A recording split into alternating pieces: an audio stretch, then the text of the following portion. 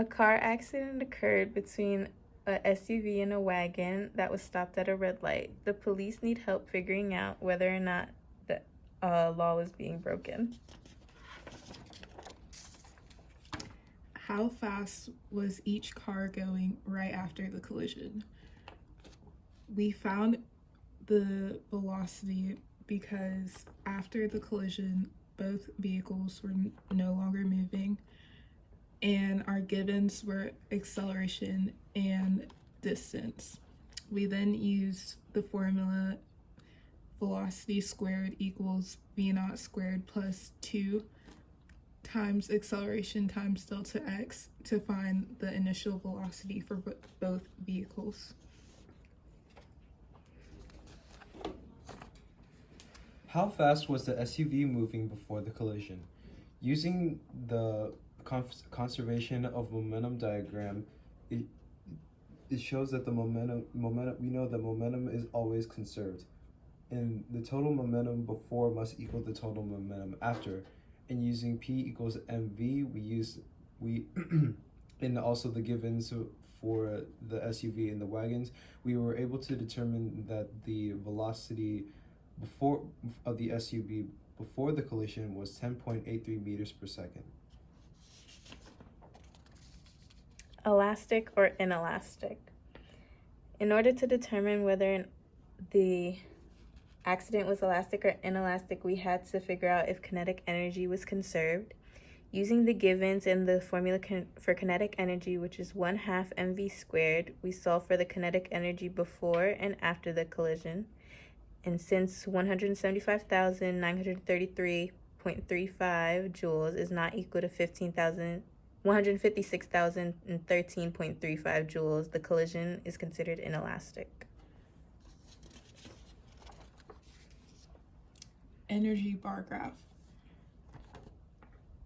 The diagram shows conservation of kinetic energy, and the total momentum before the collision for the SUV was 175,933.353, and the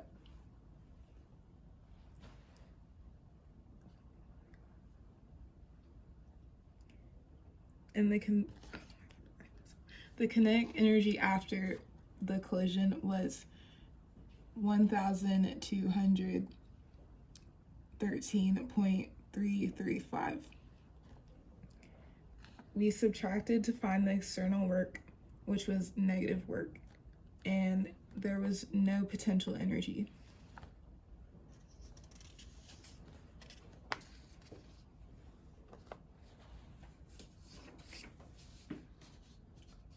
The energy bar graph for the wagon. The wagon wasn't moving before the collision, so the kinetic energy is 0 joules. Using the diagram, we know that the final kinetic energy was 144,000 joules, and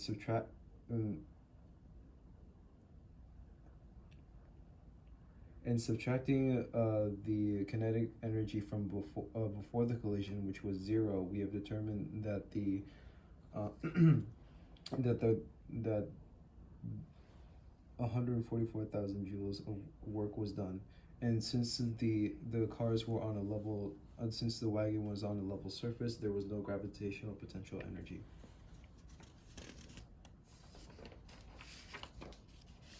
The energy bar graph for the system. Before, we had calculated the total kinetic energy before and after, and when you subtract the kinetic energy from after and before, you get that there was a negative work. There was a negative work of 19,920 joules.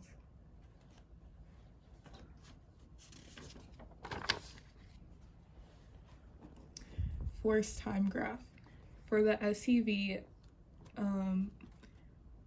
the force goes below the axis because there's a negative change in momentum, which was 32,490 kilograms per per second to 8,490.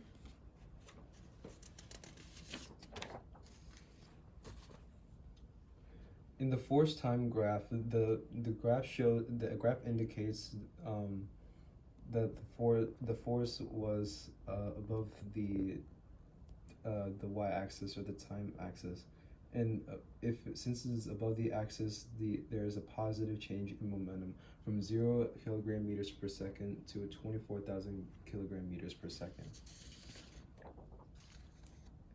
The force time graph for the system. Since we know momentum is always conserved, there was no change, which is why this graph stays on the axis the entire time. Were any laws broken? The speed limit was 35 kilometers per hour, so we converted that to 9.72 meters per second. So the new speed limit converted is 9.72 meters per second. The speed of the SUV before the collision was 10.83 meters per second. Therefore, the SUV was speeding before the collision.